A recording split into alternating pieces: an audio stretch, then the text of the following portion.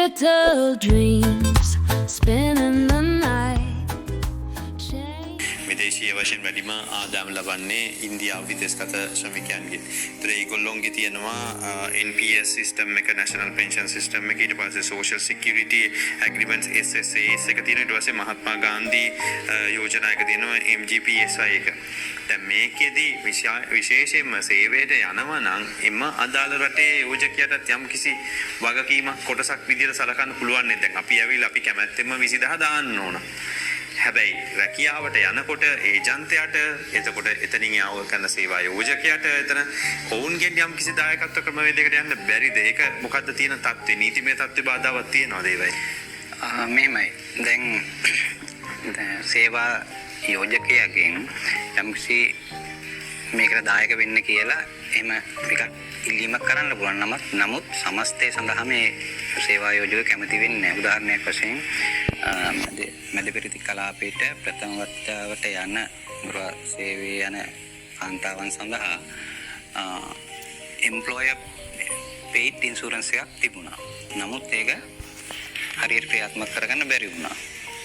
ඒ වගේ මේ කාන්තාවන්ට හෝ පුරුෂයන්ට යන සියලුම ඉරකියා සඳහා යන අයට අපි නීති රීති දැම්මත් මෙහෙම කරන්න කිව්වත් බොහෝ විට ඒක සම්පූර්ණ සාර්ථකත්වයක් ලබා ගන්න ඇතරම අපහසුයි. ඒක නිසා තමයි දැන් ශ්‍රී ලංකා විදේශ සේවා නියුක්තිකාරයන් උත්සාහ ගන්නවා මේ කාර්යාංශයෙන් පැත්තෙනුත් මේ විශ්‍රාම වැටුපට යම් කිසි දායකත්වයක් ලබා දීලා මේක මීට වඩා ප්‍රචලිත කළ සියලු දෙනාටම වරප්‍රසාද ලැබෙන විදිහේ තත්ත්වයකට ගෙහෙන්න. ඒ කියන්නේ දැන් රුපියල් 20000ක් නේ දාන්න තියෙන්නේ සාමාන්‍යයෙන් එක කෙනෙකුට.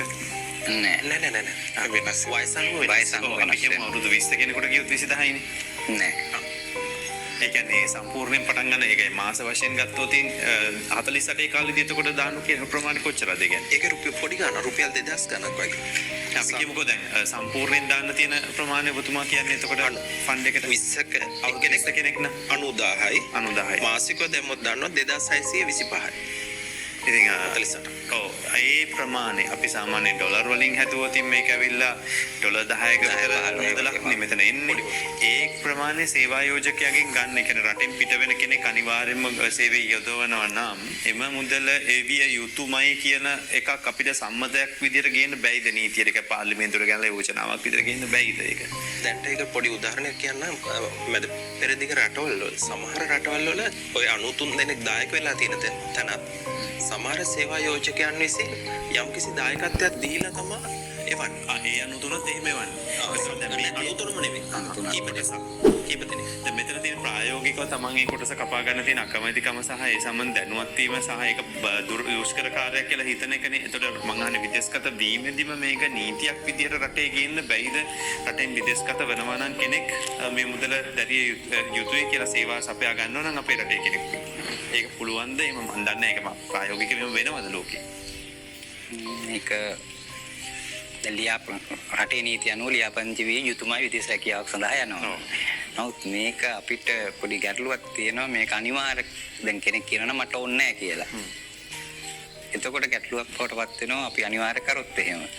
ඉතින් අපිට පුළුවන්කම තියෙන මෙයාලා පුළුවන් තරම් දැනුවත් කරලා මේ ප්‍රතිලාභ ටික යාලට ඇත්තටම මේක ඕන වෙන්නේ Tamanට නැති බැරි කාලෙදී. ඉන්න කාලෙදී මුදලක් තියෙනවා යාට.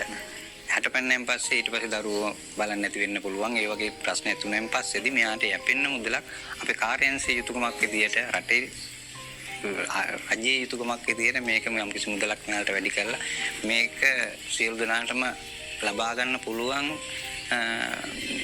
විශ්‍රාම වැටුප් යෝජනා ක්‍රමයක් බවට පත් කරගන්න එක තමයි අපි උත්සාහ කරන්න ඕන. දෙනවා අදාළ විස්තර ටික ලබා දෙනවා. නමුත් එයාලට අර ඕනකම තියෙන කෙනා අනිවාර්යෙන් දායක වෙනවා. සමහරට 20000 නෙවෙයි 50000 ලක්ෂ පෙන්ෂන් එක හරි ගස්ස ගන්න. මොකද ඒ පුද්ගලයෙක් අවුරුදු 4යි මාස 10ක ඇග්‍රීමන්ට් එකකට යන්නේ. එතකොට ඒ යන අතර අවුරුදු 4ක් ඇතුළත මේකේ දායක වෙන්න පුළුවන්. සමහරට අවුරුදු 20ක එක්කන අවුරුදු 4 දිග වෙනවා 2000 ගානක මාසික ගන්න මුදලෙන් 2000 ගානක් තමයි තැන්පත් කරගන්න අවශ්‍ය වෙන්නේ. එතකොට ඒ අනුව අදාළ පෙන්ෂන් එක 20000 දාන්න. සමහරට 20000ක් තමයි ලක්ෂයක පෙන්ෂන් එක යන්නේ. 20000කට එතකොට ඒ අනුව අදාළ විශ්‍රාම වැටුපට හදස්සලා Digital dreams